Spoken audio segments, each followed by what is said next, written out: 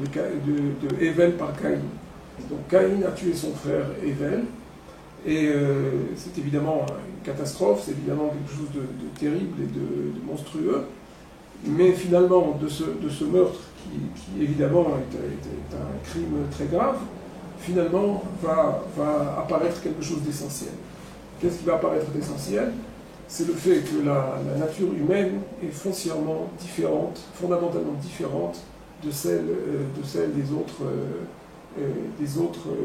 créations. C'est-à-dire que par rapport aux animaux, dans le monde de l'animal par exemple, le meurtre est évidemment non seulement permis, mais il est même, on pourrait presque dire, forcé. Les animaux ne vivent qu'en se dévorant les uns les autres, et c'est quelque chose d'absolument naturel qui ne pose aucun problème. Mais ce que le meurtre de Caïn, de Hével par Caïn nous montre, c'est le fait que quand on a affaire à l'homme, on a affaire à quelque chose de complètement différent. L'homme ne peut pas être comme un animal, c'est justement l'erreur de Caïn. Caïn a cru, semble-t-il, qu'il pouvait vivre sa vie en ignorant totalement ce qui se trouvait à ses côtés. C'est pour ça que s'il a tué Hével, c'est un crime d'autant plus grave qu'au-delà de la mort de son frère, c'est sa propre nature qui a été complètement détruite, si je puis dire. C'est-à-dire qu'il n'a pas su comprendre que par sa nature, l'homme n'existe qu'à travers son prochain. Et cet échec-là de Caïn, encore une fois, en tant que tel, c'est une catastrophe, mais finalement, de cet échec, de cette catastrophe, nous en retirons un enseignement essentiel sur la nature de l'homme, sur les possibilités de l'homme, qui doit savoir qu'il n'est pas comme un animal, il n'est pas comme tout ce qui l'entoure autour de lui, qui sont des êtres créés, qui se contentent de vivre leur vie sans tenir compte de ce qui se passe autour d'eux. L'homme doit forcément être conscient du fait qu'il ne pourra se développer qu'à condition de savoir et de prendre en compte que c'est son prochain qui lui donne sa réelle valeur. Ce sont ceux qui l'entourent qui lui donnent sa valeur, qui lui donnent sa nature.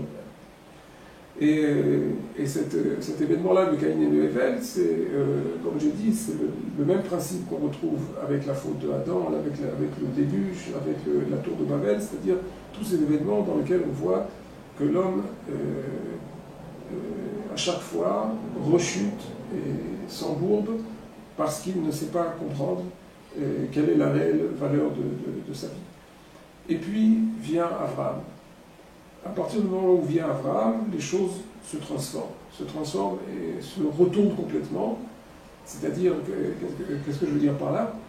Si jusqu'à là, comme je dis, donc, les récits des premiers chapitres de la Genèse étaient des chapitres étaient des récits qui nous montraient les échecs de l'homme, à partir d'Abraham, on se rend compte que Abraham va réussir, va faire progresser un message de foi, un message qui nous rapproche de Dieu, mais, et c'est là où ça devient intéressant, c'est que lui aussi, finalement, d'un certain point de vue, on peut dire qu'il est aussi dans une espèce de transgression.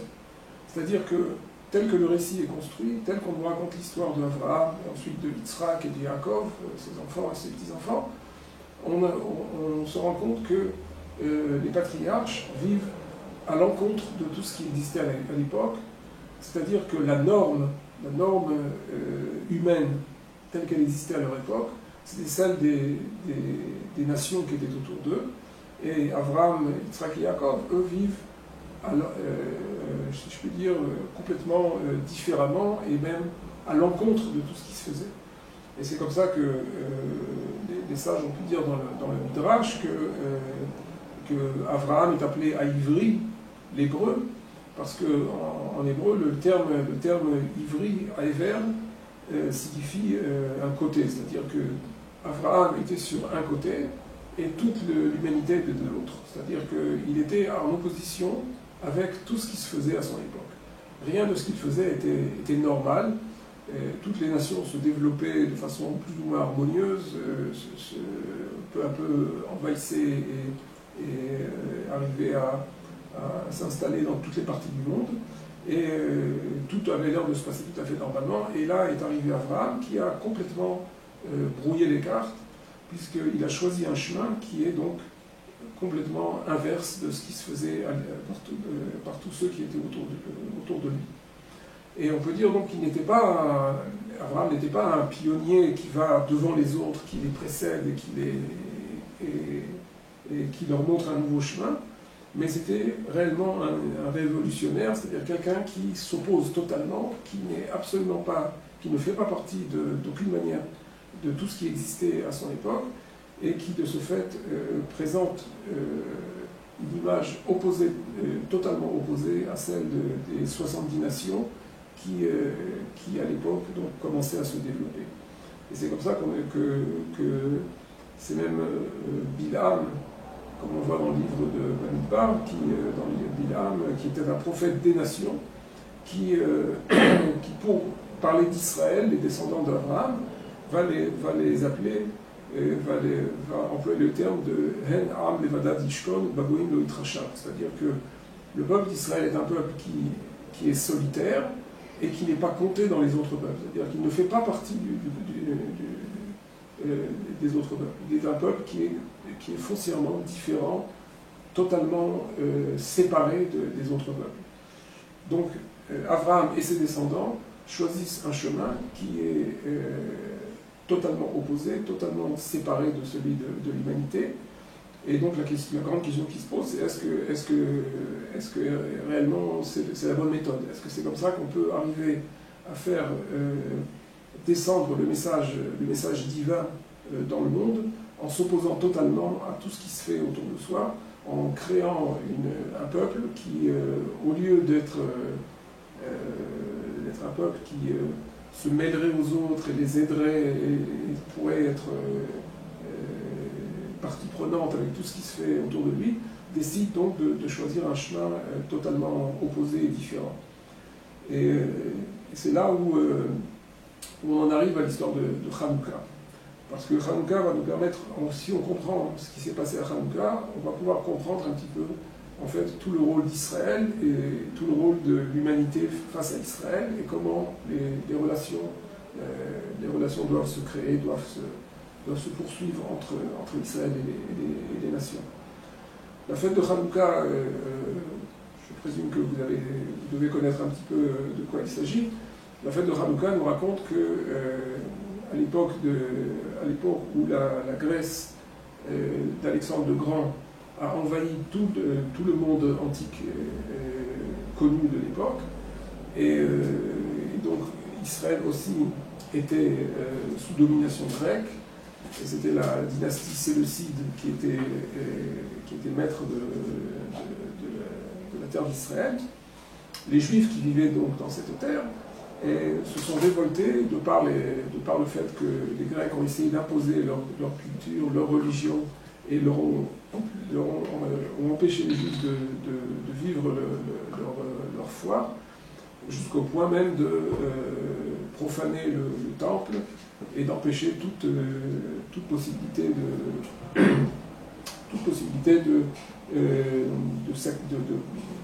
d'offrir des sacrifices à Dieu et de faire tout ce que la Torah nous indique et nous ordonne de faire. Et donc les Yuda Maccabi et les Maccabéens ont donc fomenté une révolte qui a réussi et qui a permis de libérer Jérusalem, de libérer toute la terre d'Israël, de purifier le temple et de reprendre et de recommencer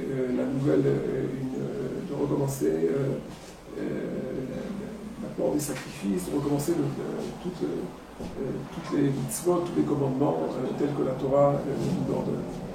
Et en souvenir de cette victoire, en souvenir du miracle qui a eu lieu au moment de la purification du temple, où les lumières de la menorah qui ont été allumées ont brûlé pendant 8 jours sans s'éteindre, On fête donc pendant 10 jours la fête de Hanouka. Et cette fête de Hanouka, en fait, ça pose quand même pas mal de questions. On se demande en fait exactement de quoi, qu'est-ce qu'on essaie de fêter, quelle est la grande victoire, quelle est tellement la victoire qu'on a à fêter, puisque s'il est vrai qu'effectivement on a réussi à libérer la terre d'Israël et le temple du joug grec, mais il n'empêche que malheureusement ça n'a pas tenu tellement longtemps. 200 ans après environ, le deuxième temple a été détruit, et bien avant déjà la dynastie des Hasmonéens, des Hashmonaïm, qui étaient donc les descendants des Maccabis, elle aussi a disparu déjà. Donc en fait, cette victoire a été une victoire malheureusement trop courte, qui a tenu, donc comme je dis, 100 ans, on peut dire jusqu'à 200 ans, mais pas plus. Donc aujourd'hui, qu'est-ce qu'on a besoin de fêter ça? Pourquoi on doit allumer les lumières pendant 8 jours? Pourquoi on doit se souvenir de ce miracle, qui, bien qu'étant un miracle effectivement très impressionnant, il n'empêche que c'est une vieille histoire qui a déjà été dépassée depuis longtemps et qui a priori n'a pas laissé de traces.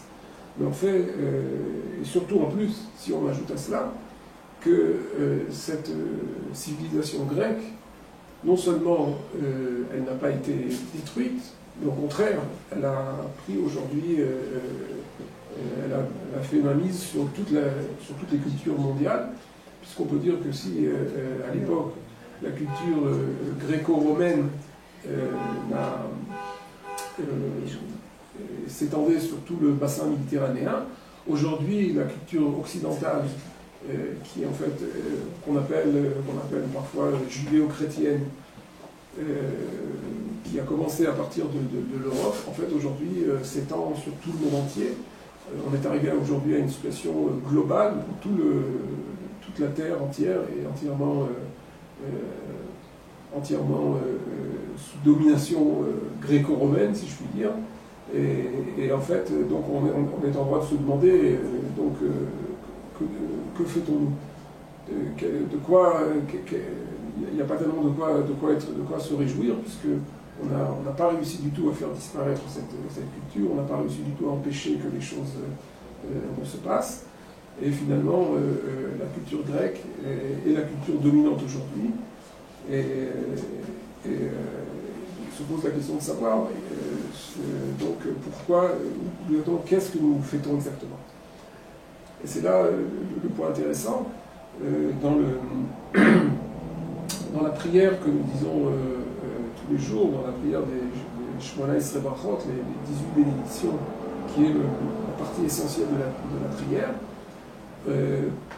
pendant les 8 jours de Hanouka, on rajoute un petit paragraphe qui raconte brièvement l'histoire de Hanouka, dans lequel nous remercions Dieu de nous avoir fait ce miracle et de nous avoir aidés à cette époque-là. Et parmi les termes qui sont employés là-bas, on remercie Dieu en lui disant on te remercie parce que tu as livré les forts entre les mains des faibles. C'est-à-dire que alors que les Grecs étaient les plus forts, ils étaient les plus nombreux, ils étaient les mieux armés, ils étaient ceux qui évidemment avaient toutes les cartes entre les mains, avaient toutes les chances de vaincre, malgré tout, Judas Maccabée et ses quelques milliers de soldats qui se sont joints à lui, ont peu à peu réussi à trouver d'autres alliés, à se renforcer, et finalement ont réussi à vaincre les Grecs. Donc Judas Maccabée, qui était le faible, a réussi à vaincre les Grecs qui étaient les forts. Mais ce qui est étonnant, c'est le terme qui est employé. Dans le terme en hébreu qui est employé pour dire le mot fort, le mot faible en hébreu se dit chalash. Donc, si on avait voulu employer le terme correspondant pour dire fort, on aurait dû employer le terme de chazakim. Chazak, chalash, donc on aurait dû dire que Dieu a livré les chazakim entre les mains des chalashim, les forts entre les mains des faibles. Mais en fait, ce n'est pas le terme de chazakim qui est employé, mais le terme de giborim. Ce qui est étonnant parce que gibor, c'est pas seulement quelqu'un qui est fort, mais c'est réellement quelqu'un qui est valeureux, qui est un héros. C'est-à-dire que gibor, c'est un terme positif. De dire de quelqu'un qu'il est gibor, qu'il est un héros, qu'il est quelqu'un de valeureux, c'est lui donner, c'est le complimenter. Donc, quand on appelle les Grecs les Giborim, en fait, on est en train de complimenter les Grecs. Alors que tout le but de cette prière, c'est justement de dire que les Grecs étaient les méchants, si je puis dire, et que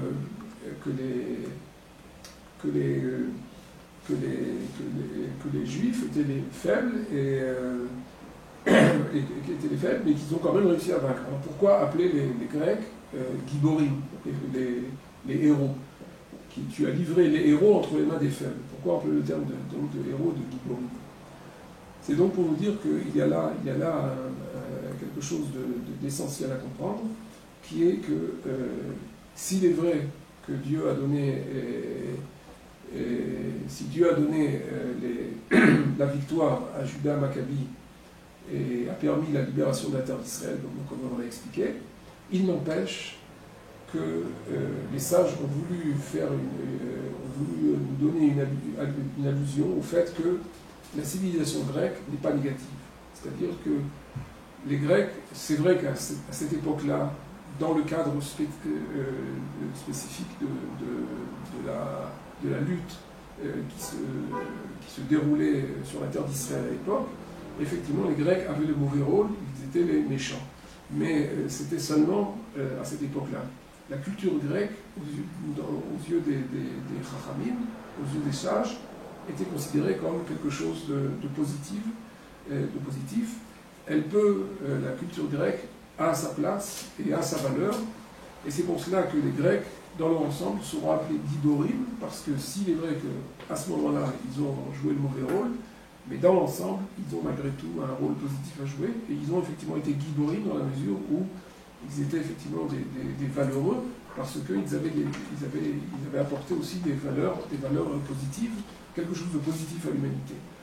C'est-à-dire donc qu'on arrive à une situation assez intéressante, puisque donc la victoire du Judas Maccabi et des Hashmonaïm, des Hasmonéens qui ont créé une nouvelle dynastie qui a tenu, donc, comme je l'ai raconté, une centaine d'années.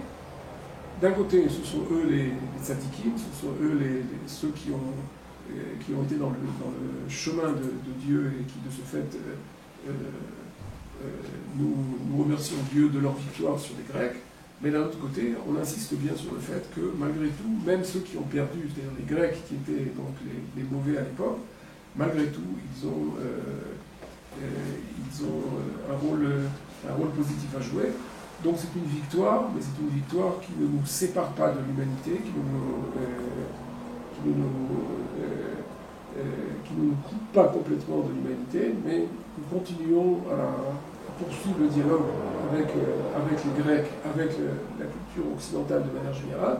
Et c'est pour cela que finalement les Chachamim, et surtout à l'époque, beaucoup plus tard, comme on sait par exemple avec Maïmonide, qui avait étudié la philosophie grecque en profondeur, on se rend compte donc que la culture grecque, la philosophie grecque et tout ce qu'elle comporte, finalement, d'un certain point de vue, fait partie de la Torah. Elle a aussi sa place dans la Torah.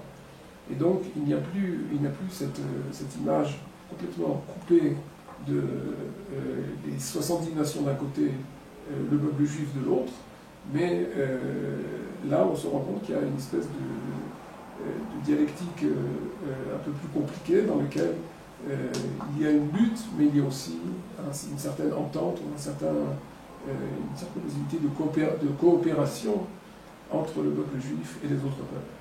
Et c'est justement cela que nous voulons faire ressortir au moment pendant la fête de Hanouka, c'est que nous allumons donc des lumières pendant 8 jours. Ces lumières que nous allumons pendant 8 jours, ce qui est le plus essentiel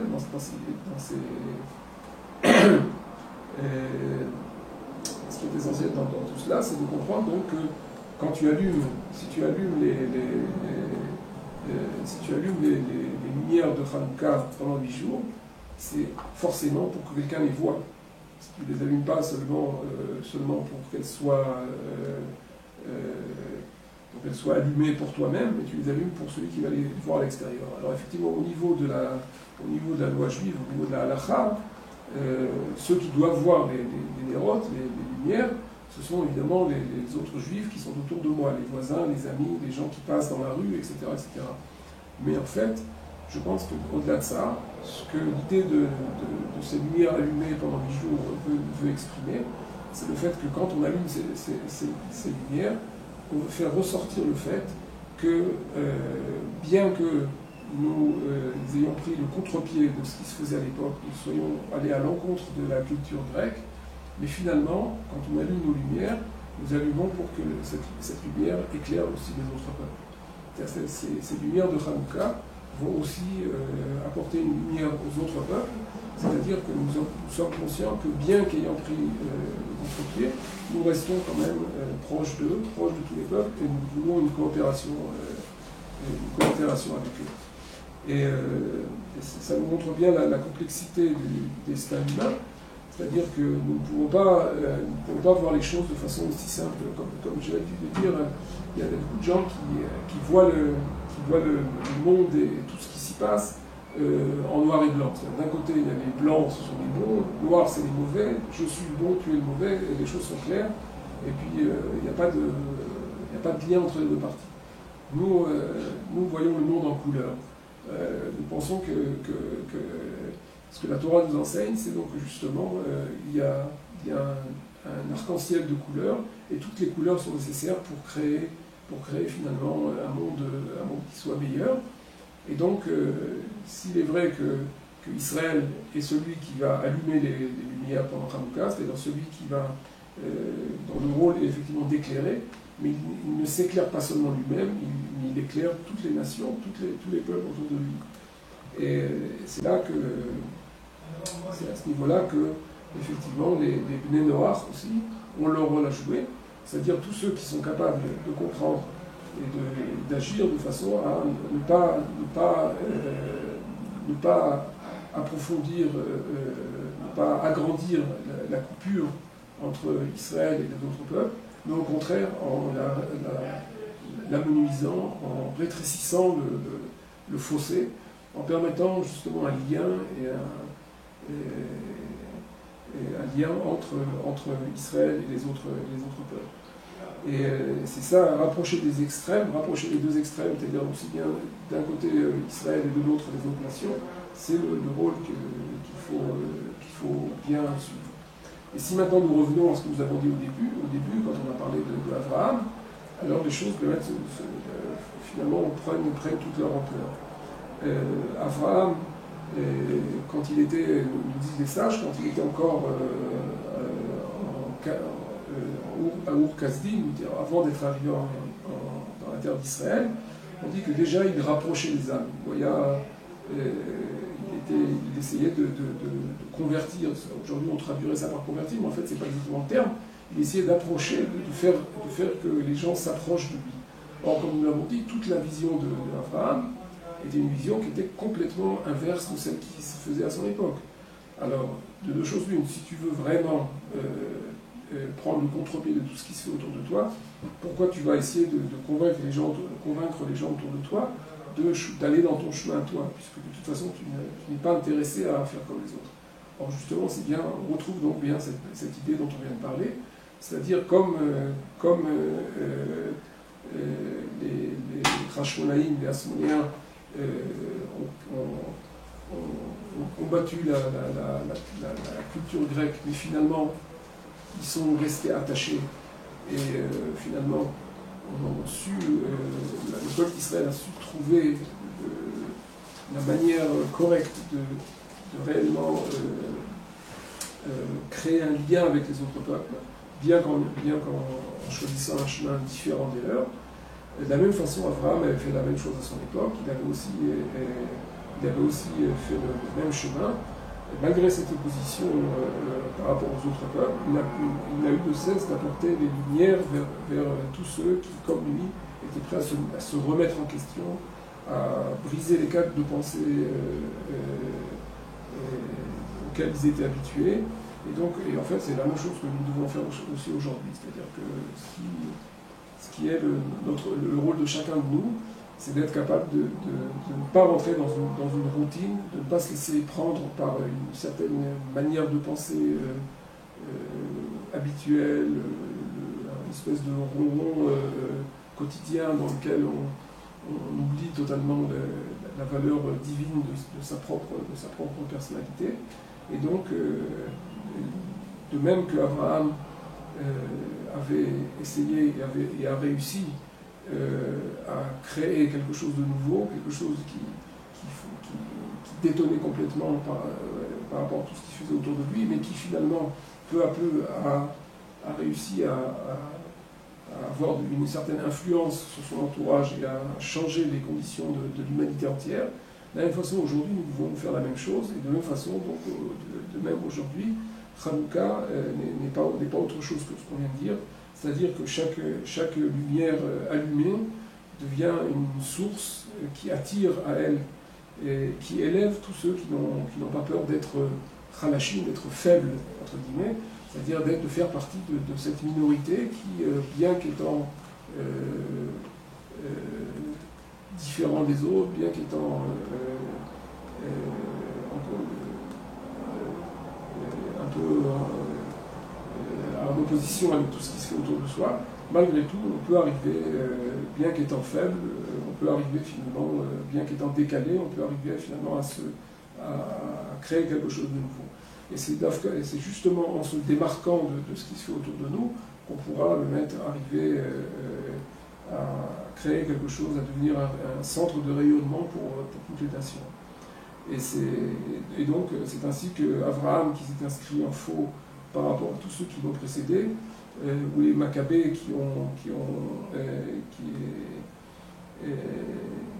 défendu chèrement leur foi par rapport à la civilisation grecque autour d'eux, et nous-mêmes aujourd'hui qui étudions et suivons l'enseignement d'Abraham et aussi allumons les lumières à la suite des Maccabées, nous pouvons puiser à la même source divine, combattre le même combat spirituel, et finalement avec l'aide de Dieu, on pourra aussi arriver à éclairer l'humanité qui a tellement soif de vérité et de foi. Donc je pense que à travers cette espèce ce petit résumé très court que j'ai fait là de différentes époques en fait, donc aussi bien de l'époque du livre de Bereshit depuis le début de la création du monde, en passant par la période de Hanouka et en arrivant à notre période, à notre époque à nous, on se rend compte que les choses n'ont pas réellement changé, même si les conditions de vie sont complètement différentes, même si on a l'impression de vivre un monde totalement différent de ce qui se faisait. Finalement, on retrouve les mêmes thèmes, les mêmes problèmes et surtout les mêmes solutions. C'est-à-dire que le but pour chacun de nous, c'est de savoir d'un côté se rattacher à l'humanité, c'est-à-dire être bien conscient qu'on ne vit pas en huis clos, on ne vit pas dans un monde fermé, dans une espèce de tour d'ivoire complètement séparé, coupé de tout l'entourage. Nous vivons réellement la vie du monde entier, mais de l'autre, nous prenons le contre-pied de tout ce qui se fait. En aucun cas on acceptera de venir, de rentrer dans le troupeau et d'être comme les autres.